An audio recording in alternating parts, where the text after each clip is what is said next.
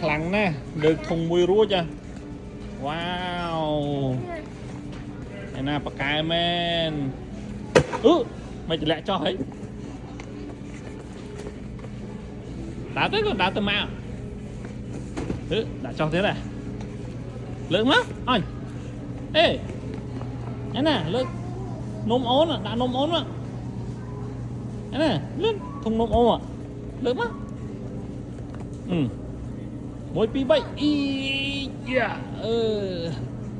មកដើមមកកូន